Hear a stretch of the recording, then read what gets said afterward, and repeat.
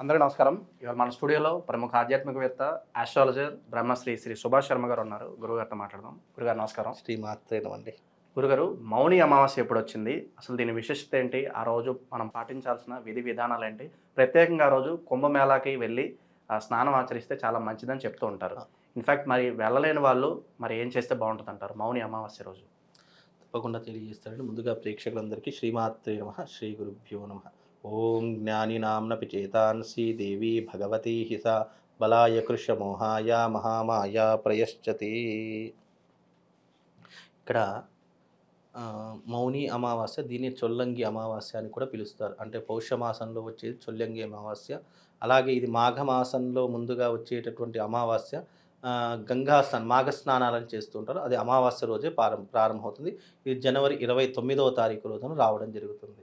అయితే ఇక్కడ మౌని అమావాస్య అంటే అర్థం ఏంటి అంటే మౌన వ్రతాన్ని పాటించడం. మనము స్వీయ నియంత్రణ చేసుకోవడానికి, మనలో ఉన్నటువంటి శక్తి చైతన్యాన్ని పెంచుకోవడానికి మనం వీలైనంత వరకు శాస్త్రంలో కూడా చెప్పడం జరిగింది. మనం ఎంత తక్కువ మాట్లాడితే మన ఆయుష్ అంత పెరుగుతుంది అని చెప్పేసి. అందుకే మనము ప్రతి నెలలో ఏదో ఒక వారం మనం మౌన వ్రతాన్ని చేస్తే ఆటోమేటిక్గా ఆయుష్ పెరుగుతుంది అని చెప్పేసి శాస్త్ర ప్రతీక. అందుకే చాలా మట్టుకు తక్కువ మాట్లాడాలి, ఎక్కువ పని చేయాలి. మౌని అంటే సంస్కృతంలో అర్థం ఏంటి అంటే నిశ్శబ్దము అని అర్థము. కనుక మనం ఎంత నిశ్శబ్దంగా ఉన్నాము అనేటటువంటిది స్వీయ నియంత్రణ చేసుకోవడానికి ఈ మౌని అమావాస్య రావడం జరుగుతుంది. అంటే ఈ 29వ తారీఖు వచ్చే అమావాస్య వీలైనంత వరకు మౌన వ్రతాన్ని పాటించండి. ఆ రోజున ఏమీ మాట్లాడకుండా ప్రశాంతంగా కూర్చునేటటువంటి ప్రయత్నం చేసుకోండి. చక్కగా ప్రశాంతంగా కూర్చోండి, చక్కగా దైవారాధన చేసుకోండి. దాన్ని మౌని అమావాస్య అంటాం. అంటే మనం మౌన వ్రతాన్ని పాటించడమే మౌని అమావాస్య. అలాగే చొల్లంగి అమావాస్య. చొల్లంగి అని అంటే అర్థం ఏంటి అంటే గనక బంగాళాఖాతంలో కలిసేటటువంటి ఒక నదీ తీరం ఉంటుంది. అది తూర్పు గోదావరి జిల్లాలో ఉంటుంది. ఆ తూర్పు గోదావరి జిల్లాలో ఈ చొల్లంగి అనేటటువంటి ఊరు కూడా ఉంటుంది. అక్కడ చొల్లంగి అమావాస్య తర్వాత ఒక నరసింహస్వామి వారి క్షేత్రం, అంతర్వేది నరసింహస్వామి, ఆ క్షేత్రం కూడా అక్కడే ఉంటుంది. అక్కడ 7 పాయలతో కలిసినటువంటి ఒక నది ఉంటుంది. అంటే 7 ముఖాలతో కలిసినటువంటి నది. అక్కడ ఆ గ్రామంలో తూర్పుగోదావరి జిల్లా సంక్రాంతి అంటే మాఘస్నానాలు ప్రారంభమవుతాయి. ఆ మాఘస్నానాలు ప్రారంభమయ్యేటటువంటి ఊరి పేరు చొల్లంగి అని గ్రామం. అందుకే దీన్ని చొల్లంగి అమావాస్య అని కూడా పిలుస్తూ ఉంటారు. కనుక ఎవరైతే ఈ మాఘస్నానాలు ఆచరించే పద్ధతి ఎప్పుడైతే ప్రారంభమవుతుందో అప్పుడు దీనికి చొల్లంగి అమావాస్య అని పేరు. అంటే అక్కడికి వెళ్ళి చాలామంది స్నానం ఆచరిస్తారు. అంటే 7 పాయలు కలిసేటటువంటి ఆ నదిలో చాలామంది స్నానాలు ఆచరిస్తుంటారు కాబట్టి దీన్ని చొల్లంగి అమావాస్య అని పిలుస్తారు.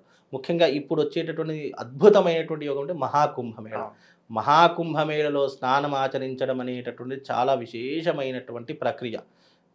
కేవలం మానవులు కాదు, యోగులు కాదు, ఋషులు కాదు, దేవతలు సైతము భూమి మీదికి వచ్చేటటువంటి అద్భుతమైనటువంటి దివ్యమంగళకరమైనటువంటి రోజులు ఈ యొక్క మహాకుంభమేళ. కనుక ఈ మౌని అమావాస్య రోజున చాలామంది కోట్లాది మంది భక్తులు కుంభమేళకు వెళ్ళి స్నానం ఆచరిస్తారట.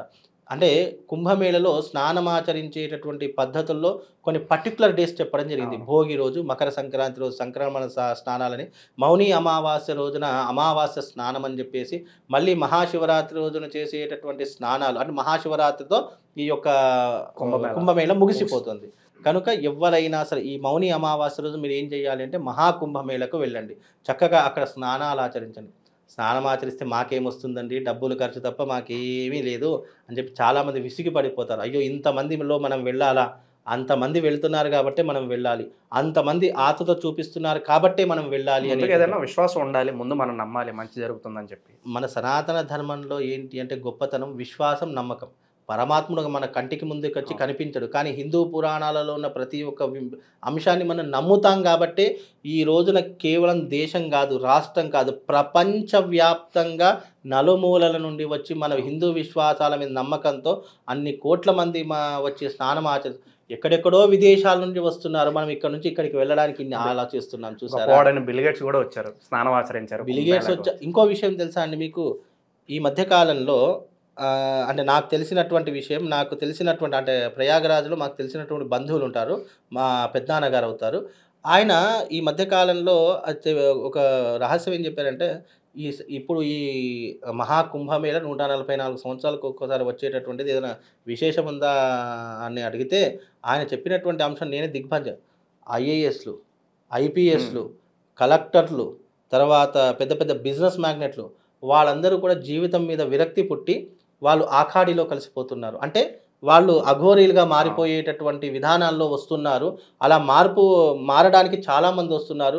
వాళ్ళు ఏదో చిన్న మనలాగా సామాన్యమైన వ్యక్తులు ఐఏఎస్‌లు, ఐపీఎస్‌లు, కలెక్టర్లు, డాక్టర్లు, ఇంజినీర్లు ఇలా ఎంతోమంది అంటే మొన్న రీసెంట్‌లీ ఈ సంక్రాంతి రోజున దాదాపుగా 1,00,000 నుంచి 1,50,000 మంది అఘోరీలుగా మారిపోయారట. నేనే ఆశ్చర్యపోయాను. అంటే ఇంత విజ్ఞానం, ఇంత చదువులు, తెలివితేటలు తెచ్చుకున్నారు. అలాంటి వాళ్ళు ఈ రకంగా మారిపోయారంటే, అంటే ఇక్కడ అర్థం ఏమొస్తుంది? వీళ్ళు అన్నీ చూసేశారు. వీళ్ళ జీవితం అంతా అయిపోయింది. పిల్లలు, మనుమళ్ళు మనం అన్నీ చూసేశారేమో.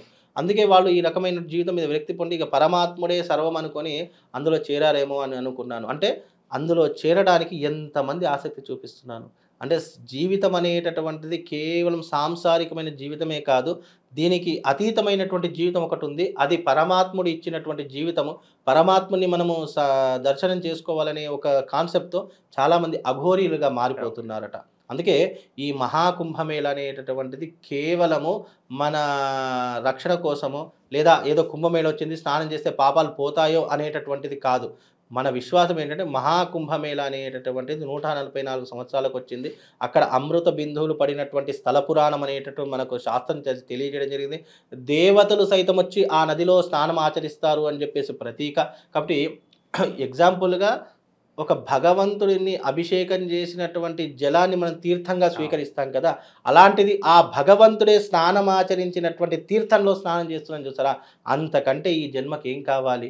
కాబట్టి మన జన్మను సార్థకత చేసుకోవడానికి చాలామంది ఏమంటారంటే, గురుగారు నేను చేసుకున్న పాపాలు చాలా ఉన్నాయేమో, అందుకే నా దారిద్ర్యం ఇట్లా తగలాడిందేమో, అందుకే నా భవిష్యత్తు ఇలా ఉందేమో అని చాలామంది ఫీల్ అవుతారు.